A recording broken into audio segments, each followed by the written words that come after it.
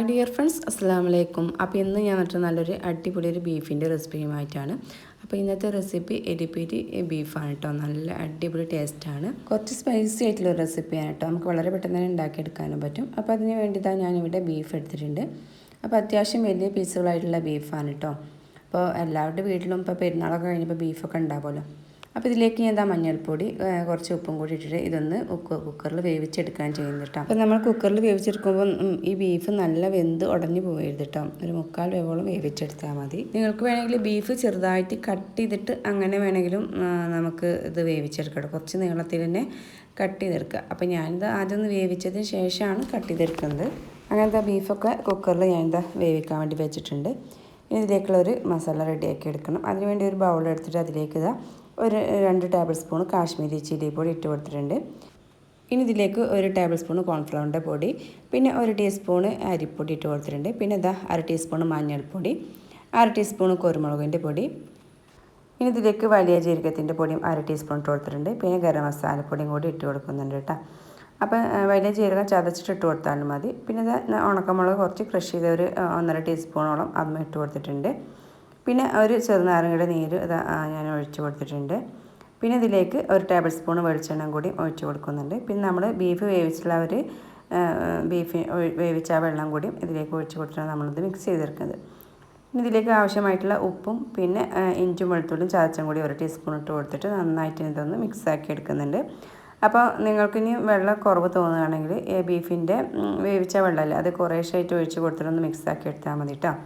അപ്പോൾ നമ്മുടെ ബീഫൊക്കെ വേവിച്ച് ചൂട് പോകാൻ വേണ്ടി വെച്ചിട്ടുണ്ടായിരുന്നു. ഇനി നമുക്കൊന്ന് കട്ട് ചെയ്തെടുക്കണം. അപ്പോൾ ഞാനിതിവിടെ നീളത്തിലാണ് കട്ട് ചെയ്തിട്ടെടുക്കുന്നത്.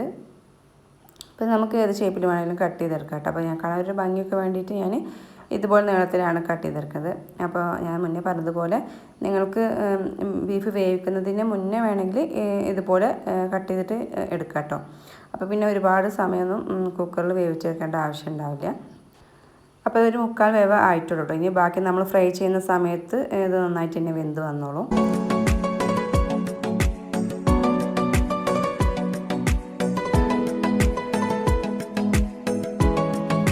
അപ്പോൾ ബീഫൊക്കെ ഇതുപോലെ ഒന്ന് കട്ട് ചെയ്തിട്ട് എടുത്തിട്ടുണ്ട് കേട്ടോ. ഇനി നമുക്ക് ഈ ഒരു ബീഫ് നമ്മുടെ ഒരു കൂട്ടി വെച്ചുള്ള ഒരു മസാലയിലേക്ക് ഇട്ടിട്ട് നന്നായിട്ട് തന്നെ ഒന്ന് ഈ ബീഫിൻ്റെ മേലൊക്കെ ഒന്ന് മസാല ഒന്ന് പുരട്ടി വെക്കണം. അപ്പോൾ ഇതിലേക്ക് ഞാൻ ആ ബീഫെല്ലാം ഇട്ട് കൊടുക്കുന്നുണ്ട്. എന്നിട്ട് നന്നായിട്ട് ഒന്ന് മിക്സാക്കി എടുക്കുന്നുണ്ട് കേട്ടോ. അപ്പോൾ ഇതൊരു അരമണിക്കൂറൊക്കെ ഒന്ന് റെസ്റ്റ് ചെയ്യാൻ വെക്കട്ടെ. നമ്മുടെ ഒരു മസാല ഒരു ബീഫിൻ്റെ മേലെ നന്നായിട്ട് തന്നെ ഒന്ന് പിടിച്ച് കിട്ടാൻ വേണ്ടിയിട്ട് ഞാൻ ഒരു അരമണിക്കൂർ ഇതൊന്ന് മസാലയൊക്കെ തേച്ച് വെച്ചതിന് ശേഷമാണ് ഫ്രൈ ചെയ്തെടുക്കുന്നത് കേട്ടോ. അപ്പോൾ നമ്മുടെ ബീഫൊക്കെ അവിടെ നല്ല മസാലയൊക്കെ ആയിട്ട് റെഡിയായി വന്നിട്ടുണ്ട്. അപ്പോൾ അരമണിക്കൂറൊക്കെ കഴിഞ്ഞിട്ടുണ്ട്. ഇനി നമുക്കിതൊന്ന് ഫ്രൈ ചെയ്തെടുക്കാം. അപ്പോൾ ഞാൻ വെളിച്ചെണ്ണയിലാണ് ഇത് ഫ്രൈ ചെയ്തെടുക്കുന്നത്. അപ്പോൾ ഞാൻ കുറേശ്ശെയായിട്ട് തന്നെ ഇതിലേക്ക് ഇട്ട് കൊടുത്തൊന്ന് ഫ്രൈ ചെയ്തെടുക്കുകയാണ്. അപ്പോൾ നമ്മുടെ ബീഫ് 3/4 കുക്ക് ആയതുകൊണ്ട് തന്നെ നമുക്ക് ഒരുപാട് സമയം ഇതിലിട്ട് ഫ്രൈ ചെയ്തെടുക്കേണ്ട ആവശ്യമില്ല. ഇനി ഇത് ഹൈ ഫ്ലെയിമിലിട്ട് ഒരിക്കലും ഫ്രൈ ചെയ്തെടുക്കരുത്. ഒരു മീഡിയം ഫ്ലെയിമിൽ വേണം നമ്മളത് ഫ്രൈ ചെയ്തെടുക്കാൻ വേണ്ടിയിട്ട്. അപ്പം നല്ല ഹൈ ഫ്ലെയിമിൽ ഇട്ടിട്ട് നമ്മൾ ഫ്രൈ ചെയ്തെടുക്കുന്ന സമയത്ത് ഈ ഒരു ബീഫ് നല്ല മുരിഞ്ഞ് പോവുള്ളൂ കേട്ടോ. അപ്പോൾ കഴിക്കാൻ വലിയ ടേസ്റ്റൊന്നും ഉണ്ടാവില്ല. അപ്പോൾ ഒരു മീഡിയം ഫ്ലെയിമിലിട്ടിട്ട് ഞാൻ അതൊന്ന് ഫ്രൈ ചെയ്തെടുത്തിട്ടുണ്ട്. അപ്പോൾ ഫ്രൈ ചെയ്തിട്ട് എടുക്കുന്ന ഒരു സമയത്ത് ഞാനിതിലേക്ക് കുറച്ച് കറിവേപ്പിലയും 2 പച്ചമുളകും കൂടിയും നടുക്ക് കീറിയിട്ട് ഇട്ട് കൊടുത്തിട്ടുണ്ട് കേട്ടോ. അപ്പോൾ എൻ്റെ അടുത്ത് ഉണ്ടമുളക് ആയതുകൊണ്ട് 2 എടുത്തിട്ടുള്ളൂ. അപ്പോൾ എരിവില്ലാത്ത മുളകാണെങ്കിൽ ഒരു 4-5 എണ്ണമൊക്കെ ഇട്ട് കൊടുക്കാം കേട്ടോ. അപ്പോൾ നല്ലൊരു ഫ്ലേവറാണ് നമ്മൾ ഈ ഒരു കറിവേപ്പിലയും മുളകൊക്കെ ഇട്ട സമയത്ത് കേട്ടോ. ഇനി നമുക്കിത് ഈ ഒരു എണ്ണയിൽ നിന്നും കോരിയെടുക്കാം. ഇതുപോലെ തന്നെ ബാക്കിയുള്ളതും നമുക്ക് ഫ്രൈ ചെയ്തെടുക്കാം. അപ്പോൾ വളരെ പെട്ടെന്ന് തന്നെ നമുക്ക് ഉണ്ടാക്കിയെടുക്കാൻ പറ്റിയ ഒരു റെസിപ്പിയാണ്. നല്ല ടേസ്റ്റി ആയിട്ടുള്ളൊരു റെസിപ്പിയാണ്. അപ്പോൾ എന്തായാലും എല്ലാവരും ഒന്ന് ട്രൈ ചെയ്ത് നോക്കാൻ മറക്കരുത് കേട്ടോ. അപ്പോൾ എൻ്റെ വീഡിയോ കണ്ടുകൊണ്ടിരിക്കുന്ന സമയത്ത് നിങ്ങൾക്ക് വീഡിയോ ഇഷ്ടമാണ് ലൈക്ക് ബട്ടൺ പ്രസ് ചെയ്യാൻ മറക്കരുത്. അങ്ങനത്തെ എല്ലാം ഞാൻ ഫ്രൈ ചെയ്തെടുത്തിട്ടുണ്ട്. ഇനി വേറൊരു പാൻ വെച്ചിട്ട് അതിലേക്ക് ഞാൻ 1 ടേബിൾ സ്പൂൺ വെളിച്ചെണ്ണ ഒഴിച്ച് കൊടുക്കുന്നുണ്ട്. ഇനി ഇതിലേക്ക് വെളുത്തുള്ളി, ഇത് അത്യാവശ്യം വലിപ്പമുള്ള വെളുത്തുള്ളി ആയതുകൊണ്ട് തന്നെ ഞാൻ അതൊന്ന് കട്ട് ചെയ്തെടുത്തിട്ടുണ്ട് കേട്ടോ. ഒരു 5-6 വെളുത്തുള്ളി ഇതുപോലെ ഒന്ന് നടു കയറിയിട്ട് ഇട്ട് കൊടുക്കാം. എന്നിട്ട് അതൊന്ന് നമുക്ക് ഈ ഒരു എണ്ണയിലൊന്ന് വറുത്തെടുക്കാം കേട്ടോ.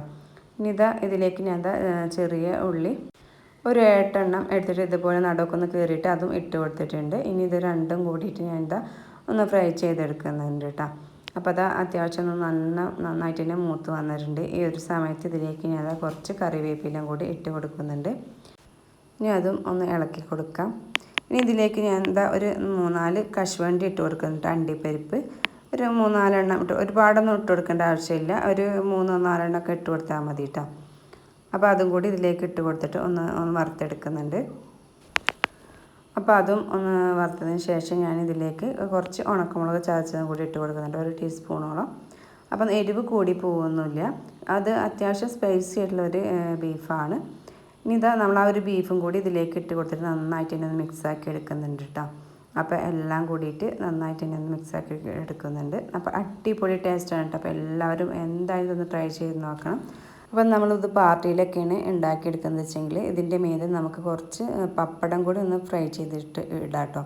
അപ്പോൾ ഞാൻ ഒരു പപ്പടം എടുത്തിട്ട് നീളത്തിൽ അരിഞ്ഞിട്ട് അതൊന്ന് ഫ്രൈ ചെയ്തിട്ട് ഇതിൻ്റെ മേതെയായിട്ട് ഇതുപോലെ ഒന്ന് ഇട്ട് കൊടുക്കുന്നുണ്ട് കേട്ടോ. കാണാനൊരു ഭംഗിയാണ്. പിന്നെ ചിലർക്കൊക്കെ ഇങ്ങനെ ഇതുപോലെ പപ്പടം കഴിക്കാൻ ഇഷ്ടമുള്ളവരുണ്ടാവും. അപ്പോൾ നമ്മൾ ആ ഒരു ബീഫ് ഫ്രൈ ചെയ്ത ആ ഒരു എണ്ണയിൽ തന്നെയാണ് ഈ പപ്പടം ഫ്രൈ ചെയ്തിട്ടുള്ളത്. അപ്പോൾ എൻ്റെ വീഡിയോ ആദ്യമായിട്ട് കാണുന്ന കൂട്ടുകാരൊക്കെ ഉണ്ടെങ്കിൽ പ്ലീസ് ഒന്ന് സബ്സ്ക്രൈബ് സപ്പോർട്ട് ചെയ്യുക. നിങ്ങൾക്ക് വീഡിയോ ഇഷ്ടമാണെങ്കിൽ ഷെയർ ചെയ്യാനും മറക്കരുത്. ഇനി പുതിയൊരു അടിപൊളി വീഡിയോയുമായി വരുന്നത് എല്ലാവരും